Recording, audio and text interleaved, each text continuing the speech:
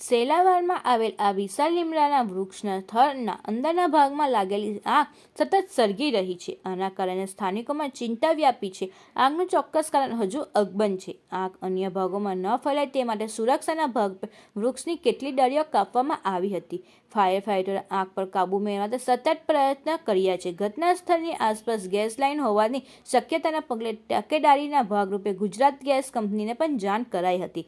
હાલમાં વૃક્ષની નીચે ગેસ લાઇન અથવા ગેસ પોઈન્ટ છે કે નહીં તેની તપાસ માટે કવાયત હાથ ધરવામાં આવી રહી છે. અંકલેશ્વર ડીપીએમસીના ચીફ ફાયર ઓફિસર પ્રિતેશ પટેલે જણાવ્યું કે વૃક્ષમાં આગ લાગવાના કારણોની તપાસ ચાલી રહી છે. તેમણે ઉમેર્યું હતું કે જ્યાં સુધી થડનો અંદરના ભાગ સંપૂર્ણપણે બળી ન જાય ત્યાં સુધી આગ પર કાબૂ મેળવવો મુશ્કેલ છે. મારું નામ મોહમ્મદ હુસૈન મુનશી, સેલારવાડ મસ્જિદ પાછળ, અંકલેશ્વરનો રહેવાસી. કાલે સવારે 11 વાગ્યાથી અહીંયા લીમડાનો 100-150 વર્ષ જૂનો ઝાડ છે, ત્યાં આકસ્મિક રીતે ફાયર થયું હતું.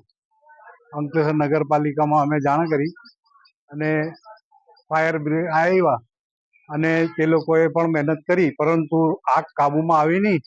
આજે બીજો દિવસ છે, 8 તારીખ થઈ અને આજે સવારે પણ એ લોકો પણ એ કરે છે અને આ બીજી જગ્યાના પણ ફાયર આવ્યા છે અને તે લોકોએ સારું એવું કામગીરી કરી છે અને ઘણો મહેનત કરીને અંકુશમાં. પણ હવે ઝાડ જૂનું હોવાથી તે જર્જરિત થઈ ગયો છે અને અંદરથી એકદમ પોલો અને કોલસા જેવો થઈ ગયો છે.